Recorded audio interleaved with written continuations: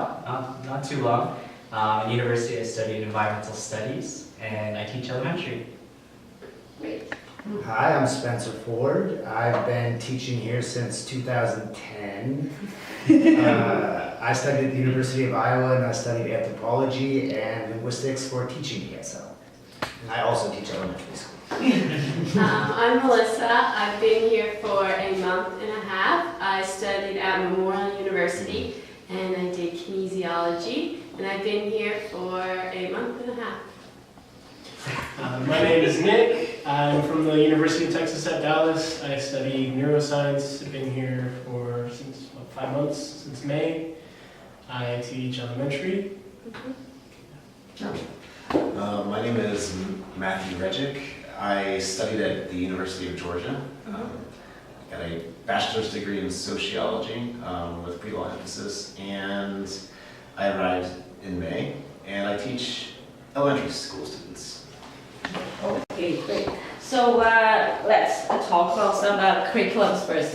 So Spencer, would you tell us about the curriculums, what you use, and what kind of subjects or things you teach? Well, we generally in our elementary department, we teach a lot of speaking, reading, and writing. For our lower level students, we focus a lot on reading and speaking, and sometimes listening.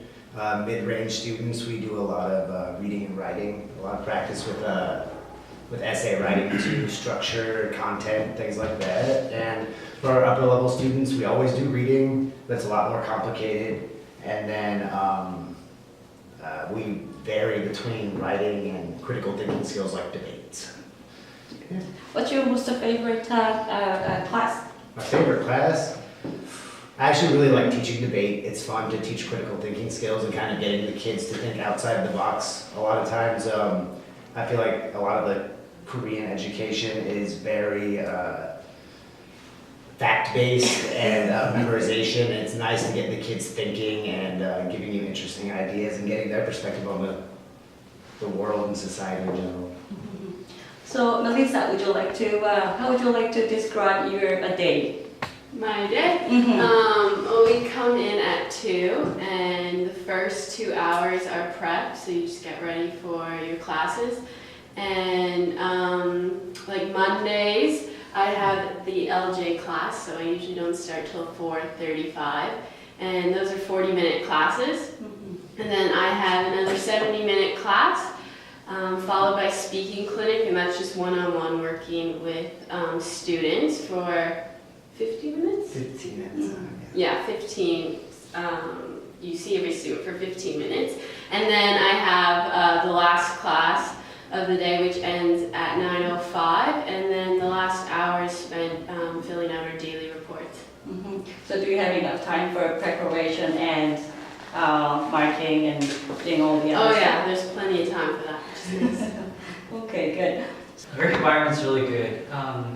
We're lucky at Keon to have a lot of foreign teachers, so you never felt like out of place, like you were lost. So they really bring you in, very accepting. It's like a friendship bond here, yeah. Inside of work and outside of work, it's nice. Okay. So Nick, could you explain about the work relationship with the Korean teachers? What the roles are and how you cooperate together? We usually cooperate, like how our students are working in our class versus their class. If they are misbehaving, we can talk to them like, okay, well, how are we going to pay a little more extra attention to them? Are we going to, with one of my co-teachers, actually, we made a seating chart to have them, where we would find them best situated to focus best in class. Things like that. If the co-teacher is struggling teaching a particular idea in English, I'll pay a little extra attention on that. It's a good synergistic relationship, I think. So you don't work with a Korean co-teacher in a classroom. You work outside. Right. We have our own time with the students, and they have their own time after us or before us. Do you have a freedom to put your games or any interesting things into a class? We don't really do games. We don't do games. We do activities. We do have activities that we do that I like to integrate into my classrooms to help the kids study a little better or just get more interested in the topics. So what age group, like elementary grade 1 to 6, Matthew, what graders are you working with, are you teaching? I work with 3rd grade all the way to 6th grade. And all those students at those ages are just they differ so greatly. The little kids have so much energy, whereas I find the C level and W level kid, like the upper level kids, are much more like sarcasm maybe. Like they understand that humor or that type of speaking much easier than like the lower level kids do. So it's just each kid's amuses me greatly. So Yeah, it's Jordan, would you describe your housing? Your position? The housing that you think of Asia and Asian living, it's pretty much what you'd expect. So make sure your expectations are not as what you're used to back in Canada, United States, wherever you're from. It's cozy. It's not a shared apartment, so you have your own apartment. You have a little kitchen. You're given like a fridge, your stove top, a sink, like everything you need. The bed is nice. We have a queen size bed, which is Super. yeah. The bathroom is a little different. It's different than what you're used to with the shower and that. We have a washer. There's no dryers. Dryers are not very common here, so you have to hang up your clothes and wait for them to dry. But it's cozy. It's nice. Yeah, it's not bad. How far is it? It's about 10-minute walk, 10-15-minute walk, but it's not bad. So do you guys all live in the same building? We live in 3 consecutive buildings. We're all kind of neighbors. It kind of translates to like some sort of dorm life. We're like, I know just a couple weeks ago, I'm knocking on Matthew's door. Hey, can I borrow your oven? We borrow things to help each other out. It's nice. We all have a shared like Kakao Talk group that we use as the messaging system that everyone uses here. And Suwon's it's a nice place. Where compared to Seoul, Suwon is it's a nice town. There's plenty to do. There's plenty to see. They have Wasan Fortress isn't too far from where we live. There's every Thursday another coworker of ours that's not in this room that her and I will always go on a little adventure to kind of find something new around the city. There's plenty to do. There's plenty to see. I always feel like every week I'm finding something new to do. It's a great place. So Spencer, how far is the school located from, let's say, central Gangnam? Central Gangnam. Well, there's a bus a few blocks from the school that takes anywhere, depending on traffic, takes anywhere from like 30 to 45 minutes to get right into Gangnam. That's one nice thing about Suwon is it is quieter, and as long as you're willing to explore a little bit, there's a lot here to see and do. There's plenty of good restaurants, good nightlife if that's the type of thing you're looking for. But also we're in North Suwon, so the bus to like Sadong Station, which is not far from Gangnam, takes like 25-30 minutes, and it's right by our home. So we have the opportunity to go to Seoul quite easily, or take a bus or walk to Suwon Station for shopping, restaurants, everything. I spent a lot of time around Montauk Park. I do a lot of running there. It's a really Could you nice. spell it? Could you? Montauk. Yeah. Manseok. Montauk. Mansa. Yes. Yeah, it's really close to home. So every night, well at least before it started getting a little chilly. Now I'm doing this in the morning. I'd go over there and I'd run about 1 mile or a 1,600 meter track that you can run around. So I usually do a lot of running around there. I spent a lot of time around Wasong, Suwon Station. Those areas are pretty nice. I like to go to. How about Melissa? Mine's the park as well. I usually go and run around the park every morning before work. Wow. Yeah, but I don't really, I'm usually go on wink trips every couple weekends, so I don't spend that much time in Suwon actually. And is there any tips for new teachers? I'd say the language barrier. When you go out, not a lot of people know English, so if you can read Korean, I'm trying to learn now, will help a lot, especially when you go to a restaurant, so you can kind of pick out and know what you're eating. But I found the communication was kind of the hardest. Mm-hmm. Right, so reading Korean is a skill that Yeah. Take the time. You put in the effort for about a month, you'll have enough to be able to read and get yourself around, and you'll learn that a lot of things are Konglish. I don't know quite well. The first word I ever read is I think you walk around and just read signs. I don't know what that means. I think I said it. But then I remember the first time I read a sign, I was like, smartphone.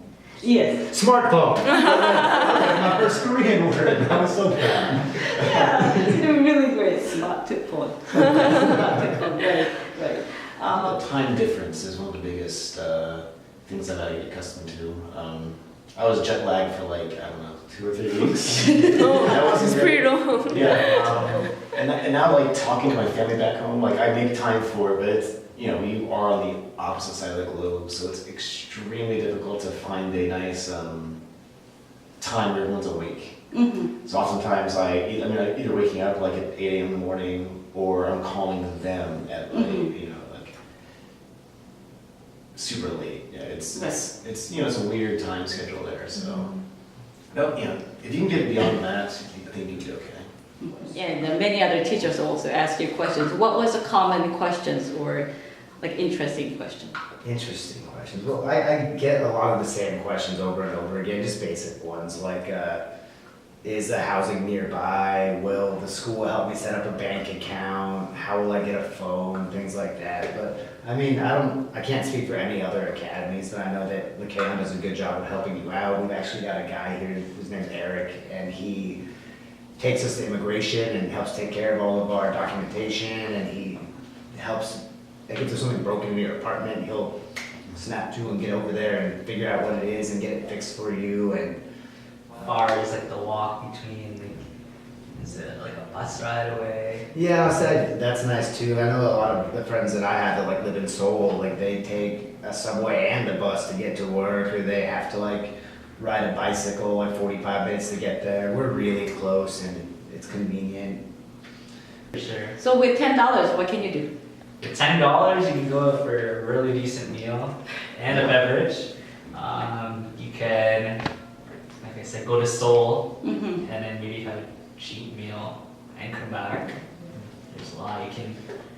Hike the mountains. Yeah. You can do hiking. It's totally There's different. hiking everywhere. Yeah, everywhere there's hiking. There's mountains everywhere you look. So Right, 70% of the land is a mountain. For $10, if you're willing to pack your own lunch, like hop a bus, go to Seoul, go sit by the Han River, Yeah. go for a walk through some nice neighborhoods. you Yeah, know, you can get quite a bit for $10 if you're 50. Where do you go? Well, the Wink tour group has a bunch of trips planned for like foreigners. So I've gone like surfing and paragliding. Wow, in Korea. Yeah.